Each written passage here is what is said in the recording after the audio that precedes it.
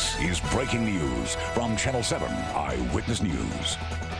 Rockets are still flying at this hour as tensions are at an all-time high in the Middle East. It was the deadliest day in decades, with hundreds dead and the death toll rising. Tonight, Israeli Prime Minister Benjamin Netanyahu promising to destroy the capabilities of Hamas, declaring his country at war. Good evening, I'm Shantae Lands. Joe and Sandra have the night off.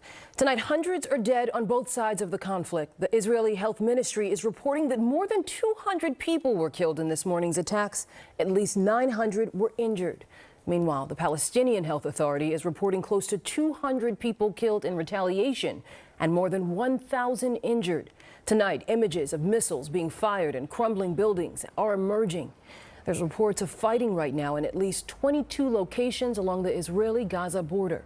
President Biden offering support from the West with the latest from Jerusalem. Here's ABC's Jordana Miller. The Palestinian militant group Hamas launching its biggest attack on Israel in years, firing what they claim were more than 5,000 rockets and long-range missiles from Gaza, some hitting cities in southern Israel. Huge clouds of thick smoke seen rising in the sky, sirens wailing. Images on social media show heavily armed Palestinians on motorbikes and pickup trucks crossing into Israeli communities. This video shows militants taking hostages in Israel near the Gaza border. Israel confirming Hamas has taken soldiers and civilians hostage. Allahu Akbar! A spokesperson for Hamas calling the attack Operation Al-Aqsa Storm, telling all Palestinians to take up arms and fight.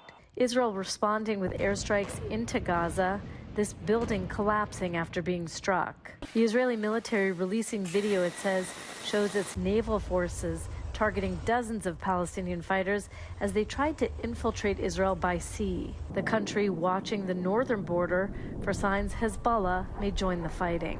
Reservists now being called into service. President Biden condemning the attack. The United States stands with Israel. We will not ever fail to have their back.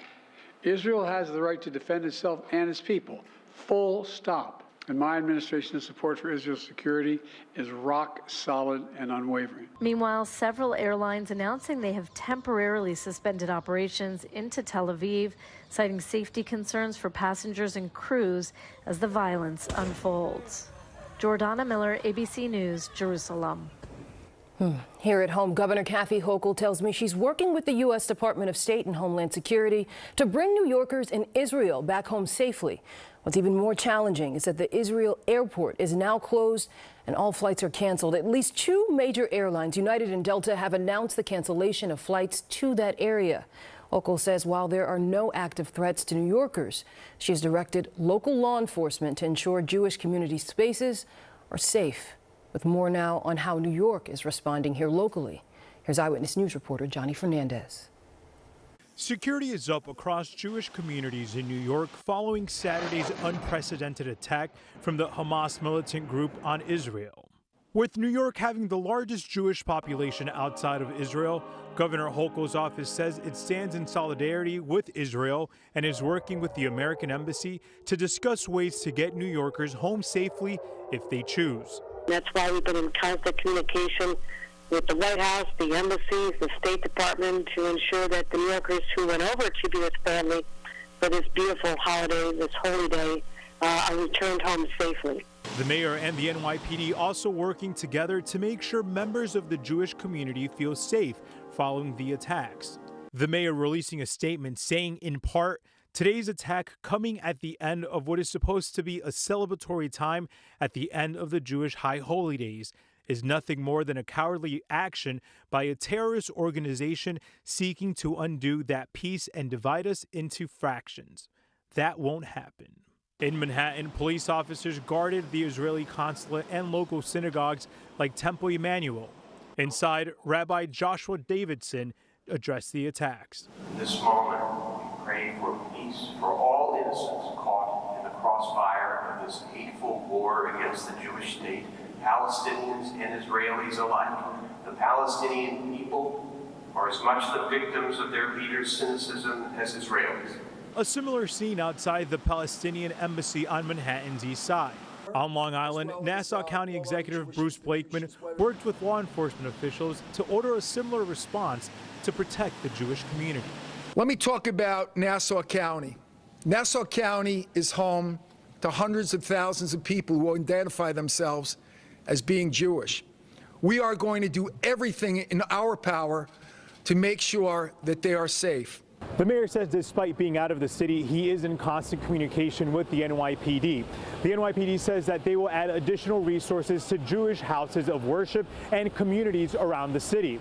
At the moment, they say that there is no threat to New York City.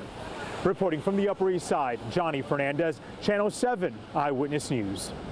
And many living here in the tri-state area have loved ones in the Middle East. Some are even trapped in dangerous war zones. We spoke with one, an 18-year-old girl from Kibbutz Bay who is studying in Tel Aviv. She says she felt her building shaking from explosions as she hid in a bomb shelter. Eyewitness News reporter Anthony Carlo has her story. I woke up to these such blaring sirens outside. My roommates were all freaking out and woke everyone up, and we all had to go to the bomb shelter. Shia Kramer-Coyne has been bunkering down with roommates in Tel Aviv, anxiously waiting to be ushered back into a bomb shelter. For there to be attacks in Tel Aviv, where I am, I thought I was safe, but I feel extremely unsafe right now. The 18-year-old has been in Israel since August, doing nonprofit youth work through the study abroad program Aardvark Israel. Her experience turning from enlightening to frightening when a Hamas rocket barrage hit 4 cities, including Tel Aviv, where she's been staying. I've loved Israel. I've had an incredible last month here, and this just feels like a completely different country right now than what I've experienced in the last month. You're going to be okay, promise you. Back here at home in Kibbutz Bay, her panic-stricken mother tries to keep in touch, anxiously waiting for the next phone call. Nothing prepares you to wake up and find out that your child is in a bomb shelter and is helplessly there, and there's nothing I can do. But worse, there's nothing at this moment that the Israelis can do specifically for her. They're doing what they can first to save the country. As the conflict continues, the study abroad program telling parents it's been in touch with security of Massa at the Jewish agency, closely monitoring the situation. All Shia can do is hope and pray. We're all really, between our apartments and talking to each other and holding on to each other. Everyone has different connections to Israel. Anthony Carlo, Channel 7 Eyewitness News. And stay with Eyewitness News for the latest developments on this breaking story in the Middle East. We'll have the latest on Eyewitness News and on ABC 7 NY.